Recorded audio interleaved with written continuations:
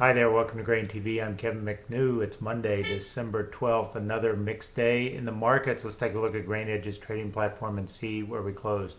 In Chicago, corn finishing at 360 on March, up a half a cent. Beans losing 7.5, and wheat in Chicago managing to recover from an 8-cent loss and close the day only a quarter cent down. News today was pretty light. We looked at the weather maps over the weekend and we saw Argentina missed some rain, central Brazil got some rain, but the real story continues to be an outlook in the 6 to 10 day for very good rain potential in Argentina.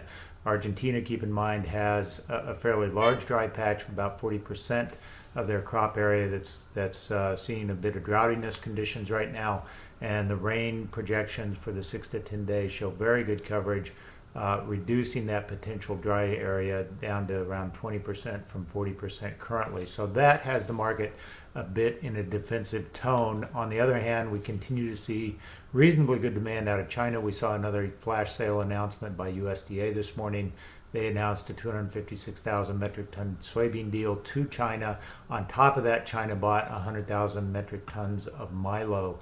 So that was certainly supportive for beans at some level, but overall the market continues to be forward-looking, looking for good rain potential in Argentina where it's been dry. Brazil, on the other hand, has really seen very good or nearly ideal weather, so there's very little threat in the horizon for Brazil. Still a lot of game left in the growing season in South America, but overall right now there are very few chinks in the armor to suspect anything more than average yields to better than average yields coming out of South America. Let's take a look at weekly export inspections today. First of all, on the downside, we had corn coming in at 861,000 metric tons. That was light compared to 1.3 million expected. Beans topping expectations, coming in at 1.8 versus 1.3 to 1.6, and wheat continuing to be steady Eddie, coming in at 440,000 metric tons, right in line with expectations of 300 to 500.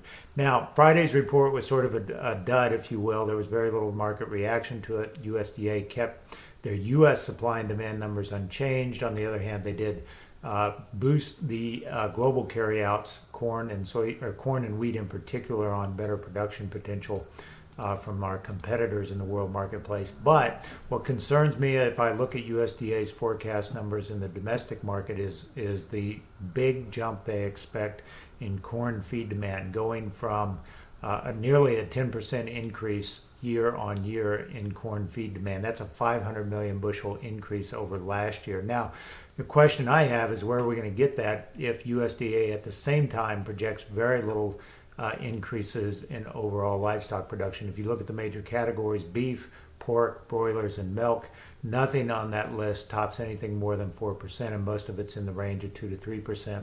So it really behoves, bemoans USDA how they're going to get this number with very little sort of increase in the livestock sector. I think that's potentially a chink in the armor going down the road. You're seeing some analysts come out with better than USDA's carryout projections. Right now, USDA's carryout is 2.4 billion.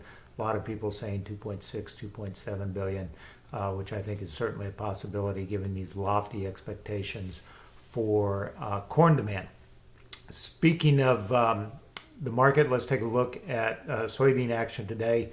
Again, it was sort of a day to the downside. We did manage to close slightly above the lows of the day, but overall we're continuing to consolidate around this 1062 to 1020 mark. That's sort of been the range of trading for the better part of 2 weeks. The supply and demand report didn't get us out of it.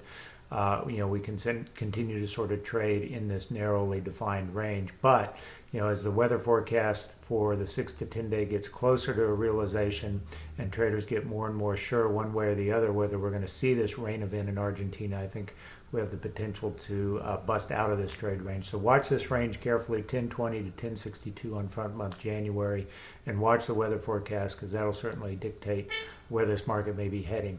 That's all we've got for today on Grain TV. As always, if you'd like to learn more about how we can help you in your own grain trading situation, visit us online at grainhedge.com. Take a demo of our trading platform. Have a great day.